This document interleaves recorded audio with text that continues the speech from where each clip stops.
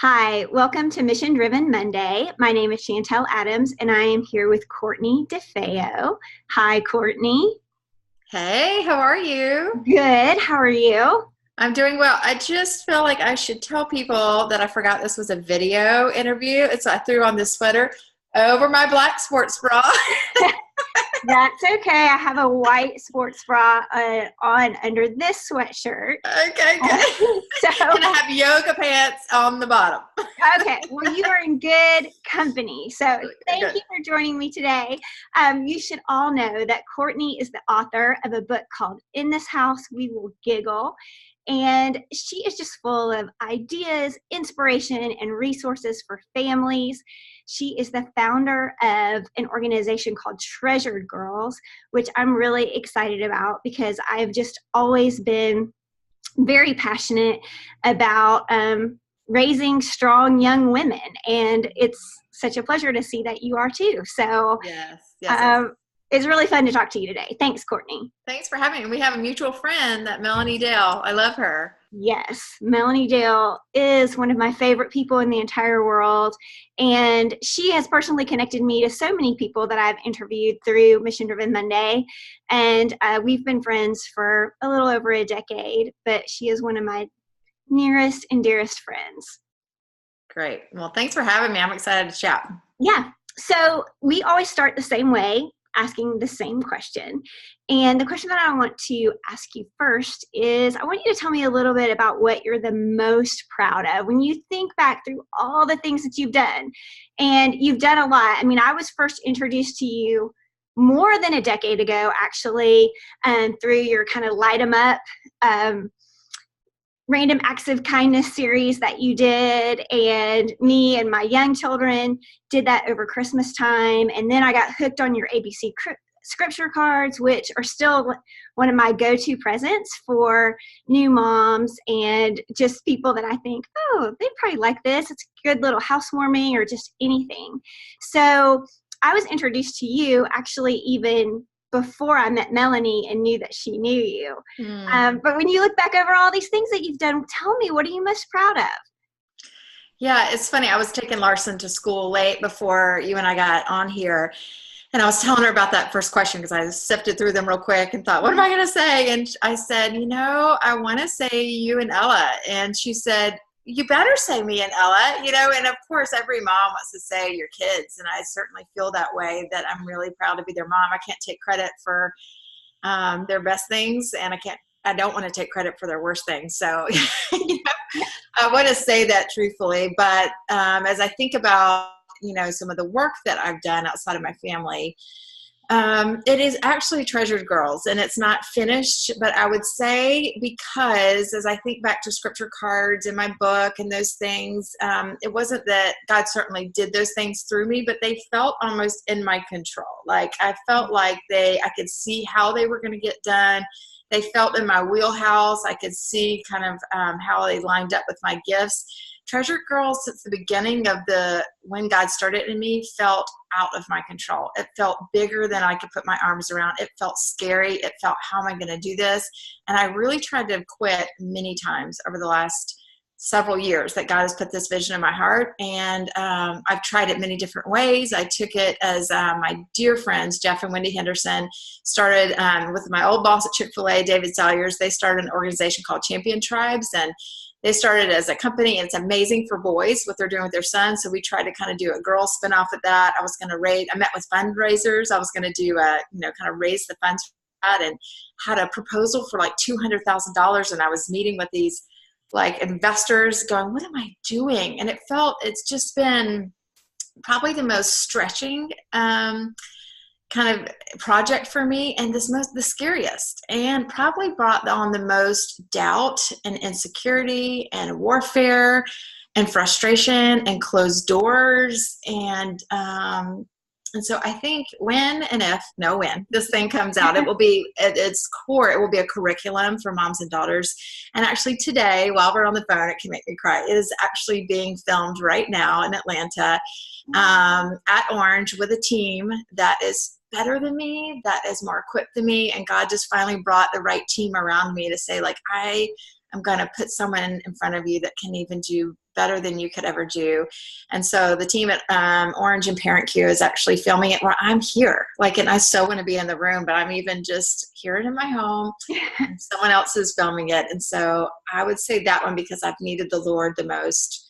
It stretched me to beyond what I thought God could do. But again, like you said, there's something God stirs in your heart, a passion for a group of people and a mission. Is something that you just can't let go of. And I feel like this mission with girls is just too important for me to quit at this point. So that's a big one. Well, I'm glad you said that, because as you were talking, I was thinking about all the things that I've started over my life and the people that I've met along the journey and the things that they've started. And you talked about running into closed doors and having all that doubt and realizing that it was something bigger than you could have ever dreamed and wanting to quit. What do you think was the thing that made you say, no, I'm not going to quit? Because I think sometimes we run into those doors and we run into those people that say that we can't do it and we know that it's too big for us and we go, well, maybe it isn't meant for me. Like, how do you know when something's meant for you and when it is time to say, yeah. I do. Because I do want to say that anytime we feel resistance, I think it's easy for us to go, oh, that's warfare. Let's fight through it. And it's like, hold on, there could be resistance because I feel like it could be even from God and it could be a good warning for you to go, hold on. That could be like Karen Stubbs is a great friend of mine. And she said, hold on, sometimes this is just distraction. And if someone's going, hey, this is just a good warning for you to go, you're feeling these bumps because you don't need to take your eye off the ball of raising your kids. And sometimes it's just a timing thing to go, it's not a no, it's a no, not right now. Right. And so part of me was feeling that resistance going, should I be pulling back and just, this is a great idea, but maybe it's a great idea when my kids are out of the house. And so I would pull back and get scared. And then I would, a lot of times I tell people, if there's an idea that's bubbling in your heart and you just get so excited and you can see it and you almost get the logo in your head and then it fizzles out and you forget about it a week later and you forget about it a month and then it fizzles back up and you're like, oh my gosh, there it is again. And it fizzles back out. I feel like you just pay attention and pray that God would make it clear on timing and then also on who. Like, is it supposed to be you? Sometimes a gift or an idea is for somebody else. Like, I have this one idea that will not let me go, but I know that it's not for me to execute. Like, it's so big, it would take like a Focus on the Family or like a Chick-fil-A or like it would take a major corporation to execute one of these ideas. And I know it's not for me. And so every now and then I'm around someone big enough that I just throw it out there. I'm like, next time I get Dan Cathy's ear, I'm just going to throw it out there again. And so there's things that you just pray on and go, Lord, is it for me? Is this for someone else? And then I also think it's key to think about what's the execution of it, because I wrote one book and it was fun-ish and it was challenging. And so to get a book out there and to get it, sold and to get it marketed, you had to travel and speak a lot. And that's not really conducive to a mom that wants to be around with her kids. Right. And so you have to think about, like, is this idea, does it have to be a book? Could it be a podcast? Is it supposed to be a curriculum? And so I think you got to think about the timing. You got to think about, is it yours solely? Is it yours to share with a group? And what is the format of that? And so I love what you're doing here is like you're doing something really unique in that it doesn't have to be an hour-long conversation. It's 3 questions. And so I think we're creative beings, and God is the most creative person ever to let you sit and digest and say, in this season of life, how can I keep up the passion? And does it always have to make money? I think that's another thing. Like, some people need an income, and some people, it's like, just stir that creative passion in you. And is it solving a problem and helping others really find their way back to God? Because if we're not kind of like all getting back to what is the purpose of us being here, like, I don't know, is it worth our time to get our eye off the ball?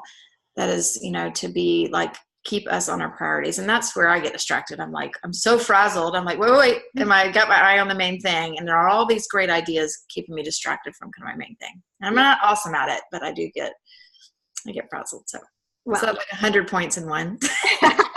Well, the ideas are fun. It's fun to think about new ideas. Yeah, but they're not all great.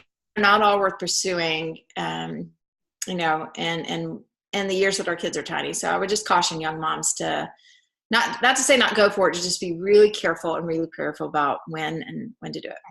Yeah, it's good. So your kids are getting a little bit older. They're still elementary age though, right? Yeah, 4th and 6th. Okay, 4th and 6th grade. So tell me a little bit about what you're learning right now in this season. Yeah, I am learning, to hush my mouth. So I'm learning that, communication is just key. I'm learning that I need to be their safe place, and they have a lot of questions, and it is so like me to want to be their Jesus and to want to be their pastor and to want to tell them all the things they need to know. And Sandra Stanley says this best, but don't freak out. She's like, the more you cannot freak out. And it's true. Ella's in 6 and she's coming home, and she actually doesn't want to know much of what I want to say. She just wants to know that I'm here, and she wants to tell me things about her day and not have me go call her friend's mom, or she doesn't want me to show up at her locker, and she doesn't want me to freak out and text the other mom. And this is just against my nature. I'm a natural freaker outer, and I'm a natural exaggerator. And it's just challenging me really to just be here with them and be ready to pick them up and get them a sweet tea or a Gatorade, or just surprise them and be ready to talk and listen. And those kind of things are things that keep us up at night, whether it's technology or their bodies or their emotions and all the things that I put in Treasured Girlz. Those kind of things will become much easier when they feel like they can come home and talk to you, when they're not going to feel like they got to go to Google, and they don't feel like they've got to go to their friend, or they're not going to shut down as much when they feel like you're safe. And so just don't, I would say, if there's a mom listening, just don't underestimate the power you are of just being present. You're not going to figure out every answer. And I'm learning that just being around is really, really important to that relationship. So yeah, I think sometimes we overcomplicate it. We think we have to have all the answers and do everything the right way. And you're right. Sometimes it's just kind of being there and having a poker face and, listening to what's going on and just normalizing everything for the kid. Because I have a daughter in 5th grade, so right between year 2 and, I see her kind of coming out of that elementary and moving into that middle school age, just where everything that everybody else says just matters, and you internalize everything and you overthink everything, and you're so self-aware. And I miss the freedom of youth. I just miss how free she used to be. Yeah, totally. And you want that. And I keep talking about them, but there's so many people, and it's funny, I don't live in Atlanta, you would think I do, but I did live there in a season, and so many people in the North Point world just impressed so much wisdom on me. But I remember Wendy Henderson just had a huge impact on me, and how so many of the things I'm developing with Treasured. But she said, don't dread it. Everyone says oh, you wait till they're in middle school. It's no, there's cool things about middle schoolers. Yes, are their hormones changing? Their bodies changing? Yes. And there's some challenging times, but it's fun to go get a pedicure with them. They're becoming these really cool human beings, and just don't act like you're annoyed all the time with them in your presence, because that kind of permeates that relationship. And so I have to remind myself to go, well, I like her. I like who she's becoming. I want to be around her and not make her feel like, even the way I talk about, teens and the way I talk about her, I want her to hear me saying I love her and I like her. Not all the time. I love her all the time. So I don't like her all the time, but I want her to hear me saying those things. I know. I hear what you're saying. Well, when you think about the future Courtney and your aspirational self and who you want to be, and I feel like we think about this more, especially when we have kids of our own and we think about who they're growing up to be. What does the future Courtney look like? Who do you want to be? What do you want people to say about you? Sometimes when I think about this, and I think I may have said this to you, I think about it in terms of 3 adjectives. And so for me, mine are curious, genuine, and brave. And every night I go to bed and I ask myself, today was I curious? Today was I genuine? Today was I brave? For you, what does that look like? And you can answer this any way you want, but I just want to know a little bit about your aspirational self. Yeah, I liked your words, and I stole a couple of them. So I think one of those is interesting because my book was called In This House We Will Giggle, and I want to be put completely honest with you. Everyone that sees me on Instagram, and this is just goes to show you don't know what's going on in someone's home. Everyone's like, you're so fun. And I think if you ask my family right now, they wouldn't have experienced me as very fun right now. I want you to remember me as joyful. That circumstances didn't make me just happy. I had just this peace about me that was just I'm settled no matter where I live, no matter what size my jeans are, no matter how my kids are doing in school. Like, I just have this settled assurance that is just joy. Like, my brother said one time, like, Christians should be the least stressed out people on the planet. Like, because we have like a trust in God, like it's going to be okay. Like, we live in America. Like, we're good. We've got like clean water. We've got food and everything. And so like, I have some, health things going on and life. But if you look at my circumstances, you're like, lady, you're good. Like, we get free flights everywhere. My husband works for an airline. Like, we are good. And so the amount of like days that I'm not operating out of just joyfulness bugs me. And so I think my aspirations are that I would operate out of that more often and not let the daily busyness or the daily weight that I feel like I carry more of the world's weight and pressure than is necessary. Because my husband's like, for as awesome as you are, like, he doesn't put, income requirements on me. I should be more joyful, and it's convicting me lately. So that's one.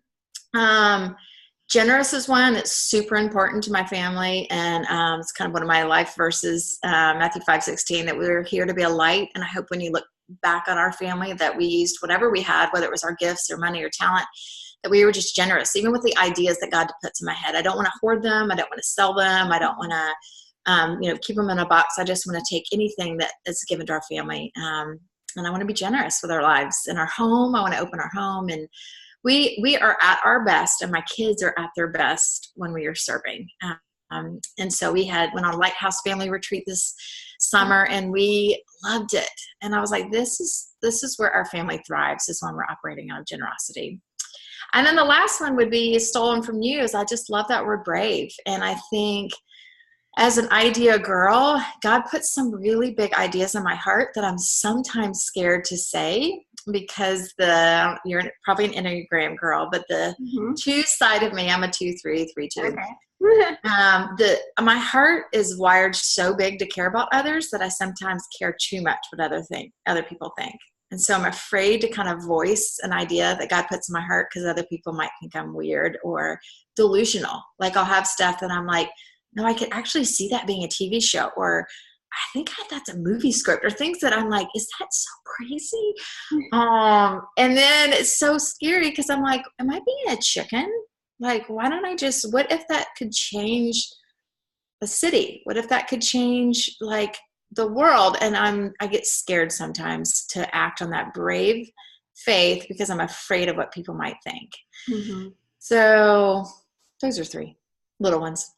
I love it. I love it. I especially love the one about joy, because I feel like, joy is a bit of a buzzword right now, right? Mm-hmm. Like, everyone's talking about joy, and, does this spark joy? Does that spark joy? But I read something yesterday, and I thought it was really cool. And it said, to write down like the 10 or 20 things that really bring you the most joy, that would give you like an A+ life. Like, if I had these 10, 20 things, like, my life would be awesome.